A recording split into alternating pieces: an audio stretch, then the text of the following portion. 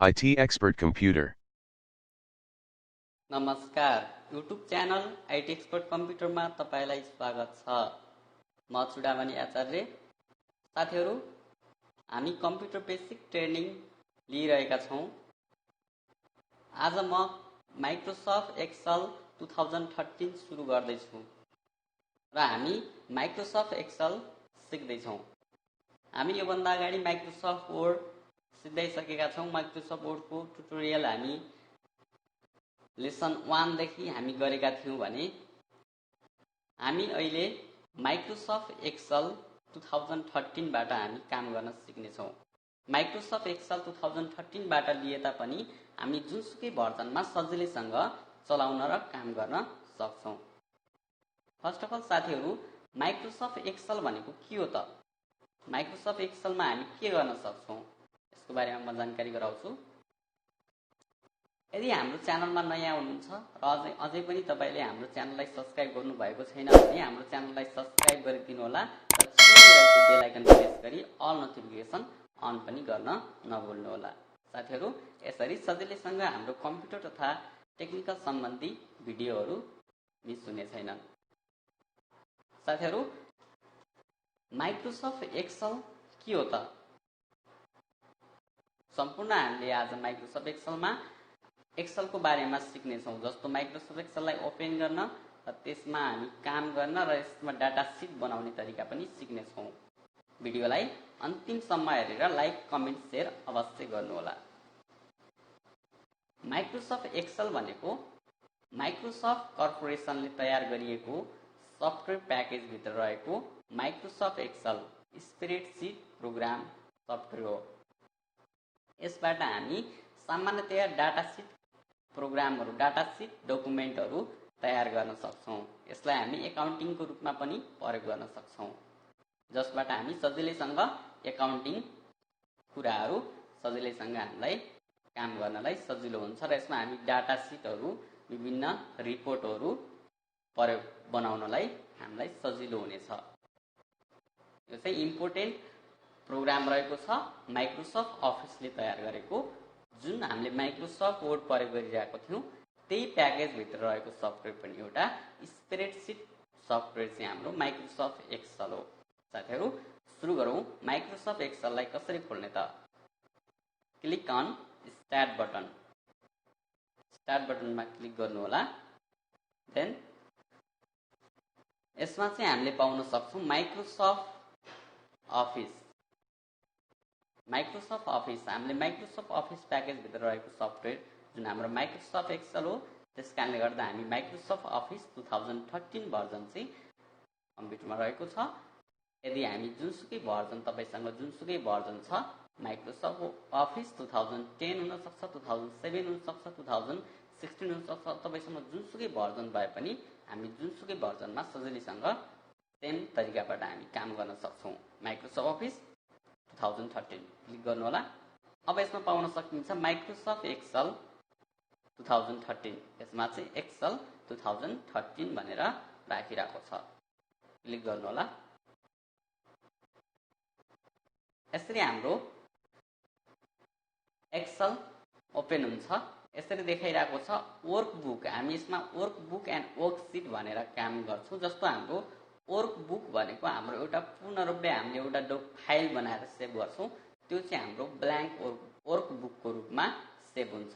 जस्तो हामी ब्ल्याङ्कमा काम गर्दैछौँ भने रेसेन्ट फाइलहरू पनि आइरहेको छ र हामी ब्ल्याङ्क सुरुबाट काम गर्दैछौँ भने ब्ल्याङ्कमा क्लिक गरिदिनुहोस्। साथीहरू, यसमा देख्न सकिन्छ बुक 1। जस्तो हाम्रो एक्सेलको बुक 1 देख्न सकिन्छ र यसमा चाहिँ मैले जानकारी गराउँछु। जस्तो हामी यसमा माइक्रोसफ्ट एक्सेल खोलिसकेपछि अब हामीले यसमा पाउन सक्छौं यसरी गइरहेको छ तलतिर 1 2 3 4 हुँदै गइरहेको छ। यसरी र यतातिर चाहिँ एबीसीडी हुँदै गइरहेको छ। यसलाई चाहिँ हामी के भन्न सक्छौं त? हामी सिधै पेज आएको छैन, किनकि हामी यसमा चाहिँ सिटमा काम गर्छौं, वर्क सिटमा काम गर्छौं। जुन हाम्रो एउटा बुक खुलेको छ र यसमा चाहिँ हाम्रो वर्क सिट पनि सिट 1 भनेर आइरहेको छ। अब यसमा हामी काम गर्दाखेरि यसरी देख्न सक्नुहुन्छ यसरी हामीले भर्टिकल र होरिजेन्टल रूपमा देख्न सकिन्छ। यसरी भर्टिकल रूपमा देखिरहनु भएको छ भने यसरी हामी 1 2 3 4 आइरहेको छ भने यो चाहिँ हाम्रो रोज हो, रो भन्न सकिन्छ। र यसरी रोज आइरहेको छ, रोहरू चाहिँ कति धेरै रोजहरू आइरहेको छ र यसरी एबीसीडी हुँदै आइरहेको छ भने यो चाहिँ कलम भन्न सकिन्छ, रो एन्ड कलम। अब रोज र कलमको संख्या चाहिँ कति छ त त्यो पनि हामीलाई जान्नुपर्ने छ। जस्तो हाम्रो माइक्रोसफ्ट एक्सेलमा एउटा सिटमा देख्न सकिन्छ, एउटा सिटमा चाहिँ हामी टोटल लास्टसम्म हामीसँग धेरै छ। जस्तो रोको संख्या चाहिँ हामी रोजहरू चाहिँ जस्तो कन्ट्रोलसँग डाउन एरो प्रेस गर्नुभयो, यसरी डाउन एरो क्लिक गर्नुभयो भने हामी लास्टमा पुग्न सक्छौँ। जस्तो पाउन सकिन्छ 10,48,576 वटा चाहिँ हाम्रो रोज छ। यति नम्बरसम्म हामी पाउन सक्छौँ। 10,48,576 हामीसँग रोज छ। र हाम्रो कलम चाहिँ हाम्रो XFD सम्म छ। यसरी हामी प्रेस गर्न सक्छौँ कन्ट्रोलसँग राइट एरो की प्रेस गर्नु होला, क्लिक। अब हामी यसमा पाउन सक्छौँ XFD सम्म। यो चाहिँ हाम्रो 16,384 सम्म चाहिँ हामीले यसमा पाउन सक्छौँ। यसमा चाहिँ नम्बर देखाइरहेको छैन, 16,384 चाहिँ यसको संख्या रहेको छ। यसरी हामी सजिलैसँग हेर्न सक्छौँ। अब पहिलेकै ठाउँमा कन्ट्रोलसँग प्रेस गरिराखेर अफ एरो प्रेस गर्नु होला, माथितिर जान्छ र हामी पाउन सक्छौँ। अब यसमा आइरहेको छ हामी रोज र कलमको बारेमा। यसरी आएको चाहिँ कलम भयो र यसरी चाहिँ रोज आयो। अब हामी यसको चाहिँ बीचमा देखिरहेको छ यसरी बक्सहरू आइरहेको छ, यो चाहिँ हाम्रो सेल हो। अब हामी सेलमा गएर हामी डाटा टाइप गर्न सक्छौँ। यो कुरा बुझ्नुभयो होला।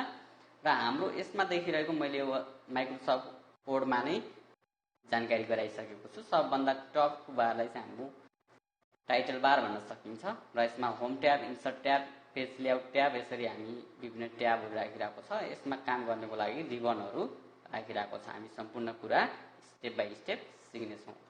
फर्स्टमा हामीले यसलाई चाहिँ रिसाइजिङ गर्नको लागि यसको पोइन्ट राख्नु होला। सेन्टरमा यसको लाइन देखिरहेको हुन्छ, यसरी पोइन्ट गर्नुभयो भने हामी रो एन्ड कलम जस्तो यसको सेल छ, एउटा एउटा सेलको साइज चाहिँ हामीले साइज रिसाइजिङ गर्न सक्छौँ।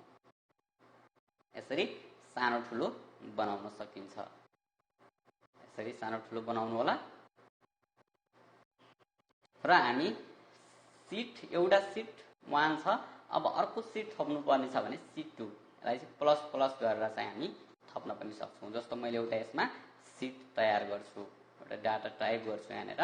जस्तो मैले नर्मल डाटा चाहिँ यहाँनिर स्यालेरी रिपोर्टमा पऱ्यो भने डाटा चाहिँ मैले यहाँनिर टाइप गरेँ। Serial number, name, address, basic salary, bonus,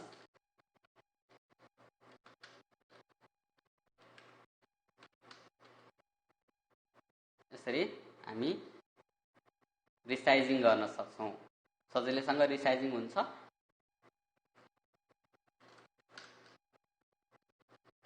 र स्यालेरी यसरी राख्नु होला। अब हामी यसरी सेलेक्ट गरेर हामी बीचमा डबल क्लिक गरे पनि यसको अटोमेटिक रिसाइजिङ गर्न मिल्छ। यसको फिट हुने गरी मिल्छ। हामीलाई कतिको साइज चाहिन्छ हाम्रो आफ्नो तरिकाले रिसाइजिङ पनि गर्न सक्छौँ। अब यसलाई एडिट गर्नको लागि हामी सजिलैसँग प्रयोग गर्न सक्छौँ।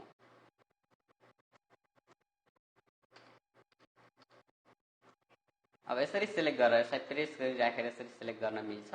यसरी सेलेक्ट गरेर चाहिँ यसको चाहिँ हामीले फन्ट स्टाइलहरू चेन्ज गर्न मिल्छ। जस्तो बोल्ड भन्ने अप्सनमा क्लिक गरेर चाहिँ हामीलाई बोल्ड बनाउन सक्छौँ। चेन्ज भइरहेको छ। इटालिक, अन्डरलाइन, यसलाई चाहिँ हामी बदल्न सक्छौँ र यसको साइज पनि यहाँदेखि चेन्ज गर्न सकिन्छ। जस्तो सिरियल नम्बर राख्नुभयो र सिरियल नम्बरलाई चाहिँ हामीले अटोमेटिक लिनको लागि जस्तो 1 2 3 गर्दै जानु पर्दैन, किनकि हामी अटोमेटिक यसमा चाहिँ सिरियल नम्बर नम्बरिङमा लिन सक्छौँ। जस्तो 1 टाइप गर्नुभयो भने यसलाई चाहिँ हामी यसमा पोइन्ट देखिरहेको छ, यो पोइन्टमा लिएर प्लस देखिरहेको छ। प्लसमा लगेर अब कन्ट्रोल की प्रेस गरिराख्नुभयो भने, यसरी कन्ट्रोल प्रेस गर्नुभयो भने यसलाई चाहिँ तलतिर तान्न सकिन्छ।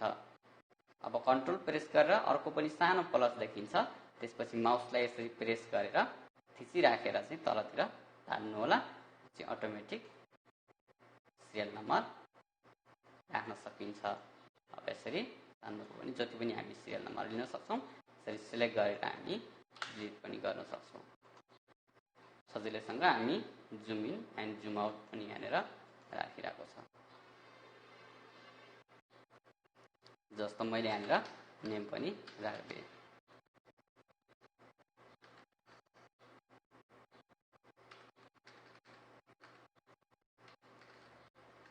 जस्तो मैले यसमा चाहिँ अहिले क्याल्कुलेसन गरेर देखाएन, किनकि मैले नर्मल रूपमा मात्रै यहाँनिर जानकारी गरिरहेको छु।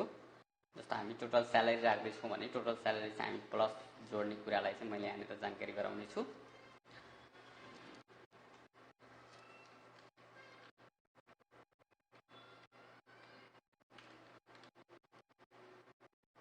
जस्तो यहाँनिर मैले राखिरहेको छु।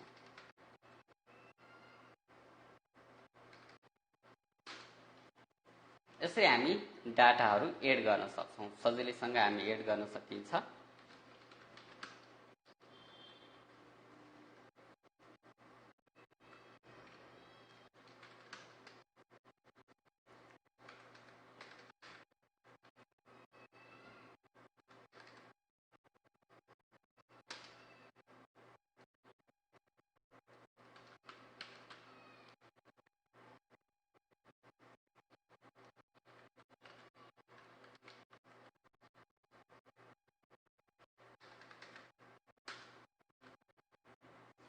यसरी हामी लिन सक्छौँ। सजिलैसँग हामी डाटा टाइप गर्न सक्छौँ।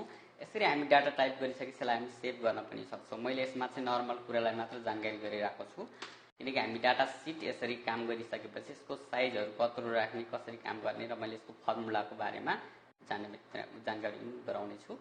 जस्तो हामी यसलाई चाहिँ हामी फर्मुला युज गर्न सक्छौँ। टोटल स्यालेरी बनाउँदैछौँ भने टोटल स्यालेरी लिन सकिन्छ। अब बोनसको चाहिँ हामी फर्मुला लगाएर बोनस लिन पनि सक्छौँ। यसरी हामी सजिलैसँग काम गर्न सकिन्छ। जस्तो मैले यसमा चाहिँ सजिलैसँग यसरी युज गर्न सकिन्छ। हामी बोनसलाई मैले यसरी नदिएर, जस्तो हामी यसमा बोनसको फर्मुला युज गर्न सक्छौँ। इक्वल टु फर्स्टमा देख्न सक्नुहुन्छ 15,000 राखिरहेको छ। 15,000 भनेको चाहिँ यो सेलको नाम हामी चिन्नुपर्ने हुन्छ। सेलको नाम चाहिँ D2 प्रेस गर्नु होला। D2 सेलेक्ट भइरहेको छ।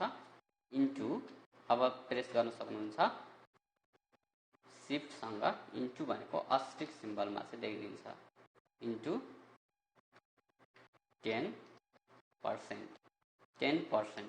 अब हामी बोनस एकै तवरले दिँदैछौँ भने D2 इन्टु 10% गर्न सकिन्छ। प्रेस गर्नु होला। यसरी सजिलैसँग 1500 आइरहेको छ। अब यही तरिकाबाट हामी फर्मुला सबैलाई दिँदैछौँ भने यसरी तलतिर तान्न सक्नुहुन्छ।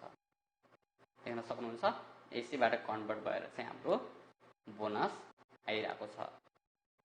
नेक्स्ट, अब टोटल स्यालेरी राख्दैछौँ भने टोटल स्यालेरी हामी बेसिक स्यालेरी एन्ड बोनसलाई जोड्नुपर्ने हुन्छ। यसको लागि हामीले जोड्नको लागि equal to D2 plus E2 यसरी गर्दा पनि हुन्छ।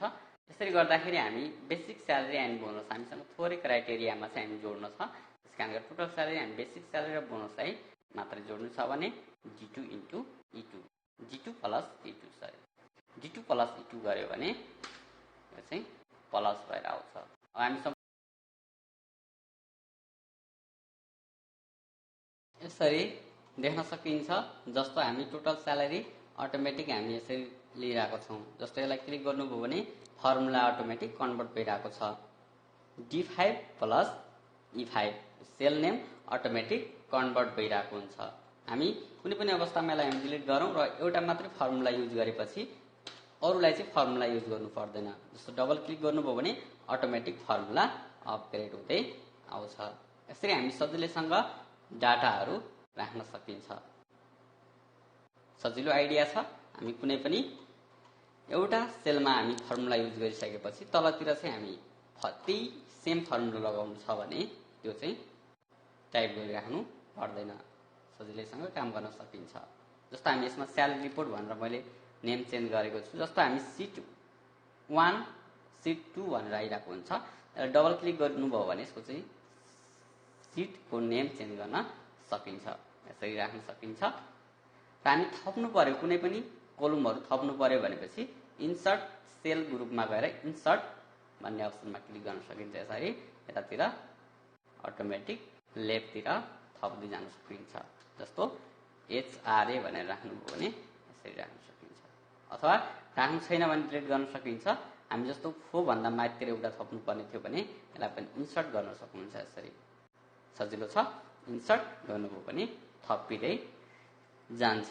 अथवा डिलिट गर्नु छ भने यसलाई चाहिँ सिलेक्ट गरेर माथितिर F मा सिलेक्ट गर्नु होला, त्यसपछि डिलिट अप्सनमा क्लिक गरिदिनु होला, यसरी डिलिट गर्न सक्नुहुन्छ। अथवा डिलिट सिट रोज, यो चाहिँ रोज हो, अथवा सरी इन्सर्ट अथवा रोज डिलिट गर्नुपर्ने छ भने यसरी डिलिट गर्नु होला, यसरी डिलिट गर्न सकिन्छ।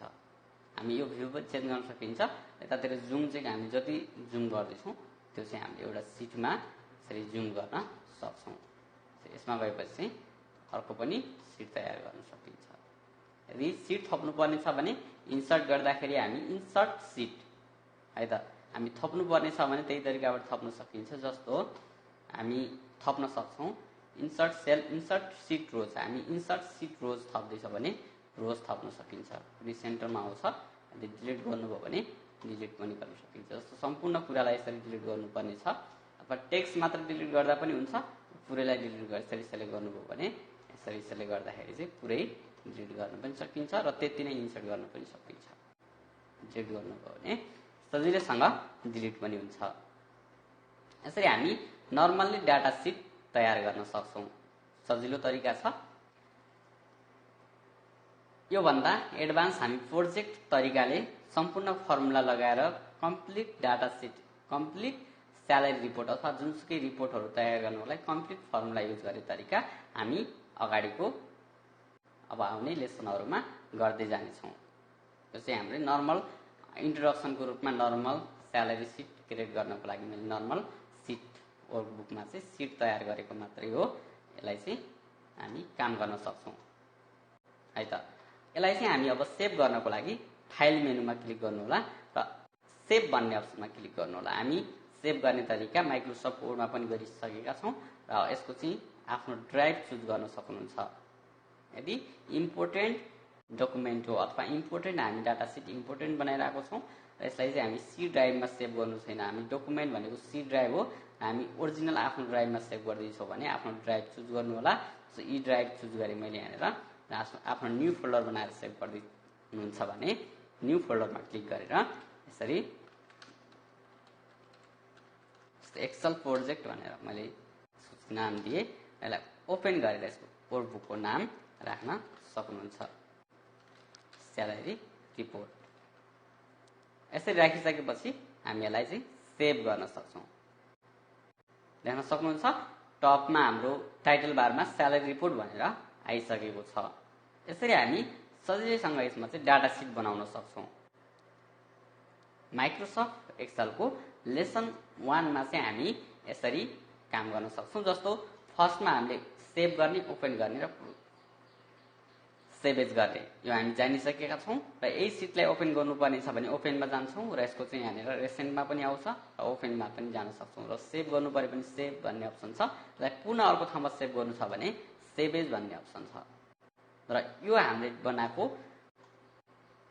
वर्कबुकलाई चाहिँ क्लोज गर्नुपर्ने छ भने क्लोज अप्सनमा क्लिक गरेर क्लोज गर्न सकिन्छ र पुनः खोल्नु पर्यो भने ओपनमा गएर जान सकिन्छ। जस्तो हामीले रेसेन्टमा आइसकेको छ यसरी खोल्न सक्छौँ। यसरी हामी सजिलैसँग माइक्रोसफ्ट एक्सेलमा हामी कसरी काम गर्न सकिन्छ एडभान्स तरिकासम्म मैले तपाईलाई बेसिकदेखि एडभान्ससम्म एडभान्स एक्सेलको तरिकासम्म तपाईलाई यो कुरा बताउने छु। भिडियोलाई स्टेप बाई स्टेप हाम्रो कम्प्युटर बेसिक माइक्रोसफ्ट एक्सेलको लेसन 1 देखि सुरु भएको छ। स्टेप बाई स्टेप भिडियोलाई हेर्दै जानु होला।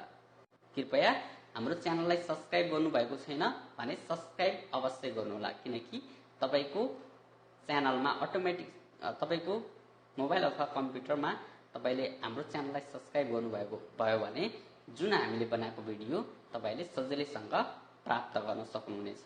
यदि हामीसँग जोडिनको लागि अवश्य सब्स्क्राइब गरिदिनु होला।